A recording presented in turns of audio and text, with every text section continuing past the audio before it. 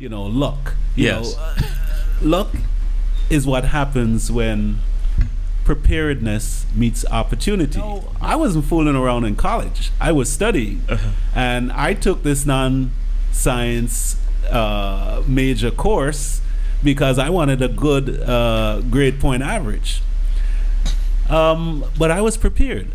I was prepared to go to medical school. And I guess when I was called, I didn't have to go and fix my grades. I didn't have to go and start studying. I was already doing that. Wow. So I think the important thing was that all the way through high school, through elementary school, I was paying attention to the fact that I wanted to do something. As a matter of fact, one of the things, I pretty much dress like this just about every day. My children laugh at me. They said, "Gee, you get casual.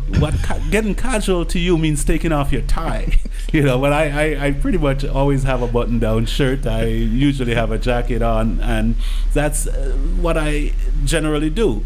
When I was a kid, going to school in Jamaica, we used to wear khaki. Mm-hmm. One of the things that I really liked was when you didn't have your uniform, you got to wear a white shirt. I would love to put my white shirt on, and I was probably the only kid at the end of the day that would be going home with a white shirt that looked exactly the way it did when I started in the morning. I just wouldn't get anything on my clothes, and boys would be boys. You're jumping around, you're rolling around, but I just wouldn't get my clothes dirty. So I figured all of this was developing. I needed to wear a nice white shirt to work. I needed to be prepared. Mm-hmm. And I needed to be called. Mm-hmm. And I was called. You were. Mm-hmm. So there is nothing else that I think I would be doing if I wasn't practicing medicine. At 9 years old, I really had no clue what I would be doing. All I knew was that I needed to study because I was told that. Mm-hmm. I wasn't forced to do that. I wasn't pushed. There wasn't anyone standing with a whip and said, if you don't study, we're going to get a whipping. It just seemed like the right thing to do. So, for me, growing up was a lot of fun, mm-hmm. but there was always a certain amount of seriousness. I always knew that something had to change. Mm-hmm. I wasn't going to be hanging out all the time, even though it seemed like I was hanging out all the time. So, but there clearly wasn't a set program for me. Mm-hmm. It was just go to school and do well. And this school was at the foot of a hill. Now, most of the children I went to school with were barefooted, and they were at times could be scary, but it was an interesting experience. Mm-hmm. The guys, I would have like a penny to buy an orange or something like that, and that was a whole lot of money. The guys used to tell me, "Boy, I'm going to turn you upside down and shake the money out your pocket if you don't give it a penny." Mm-hmm. And I always knew back then that nobody was going to push me around, so of course, I wouldn't give them my penny. And they would threaten me, and things would go on. And of course, a lot of them were Rasta people, so of course I was afraid of them in principle. But even back then, it was clear to me that I had to stand my ground, wherever I was, and I also had to continue to do my work. Was school back then interesting to you? Were you good at it? No. I really wasn't good at school. School was duty.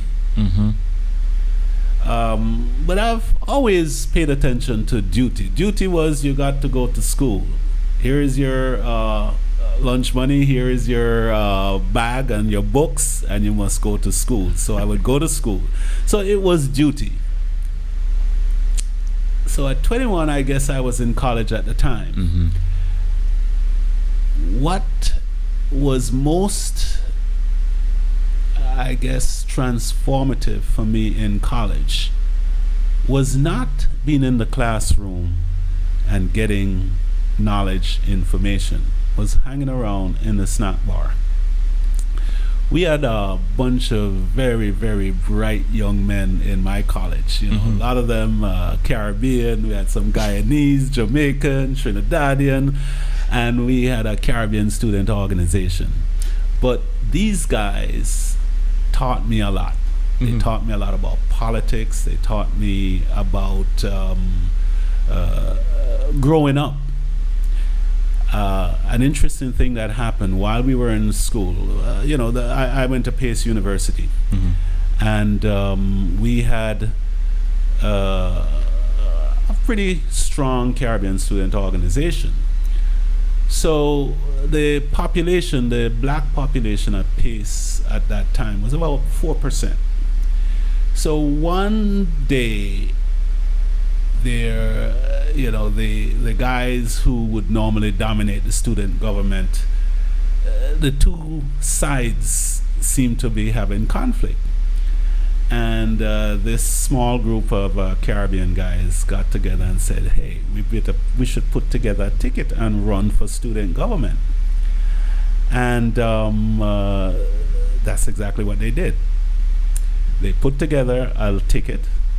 I was the vice president on the ticket, and another bright young man, Steve, was running for president, and we put together a group. Of course, we got some dirt on the guys that were fighting, and they took care of that, and we got in. And all of a sudden, this small minority of Caribbean students, mostly black African students, was actually running the student government. So that was a very, again, transformative period, because here was another learning experience. You don't have to be in the majority to control things. You just have to be prepared. You just have to keep your eyes open and take advantage of opportunity when it comes about. Cervantes said, I think it was Cervantes, the journey is better than the end. Yes. And so we're all on a journey. And, certainly we'll get there, and I'm not even sure where the inn is, but I have enjoyed the journey so far. And as I pointed out to you, it's not all been smooth roads, and sometimes there's been no road, I've been on paths that I've had to beat on my own. But, it's fun, and it's fun all the way. And, I just thank you for the opportunity to allow me to share this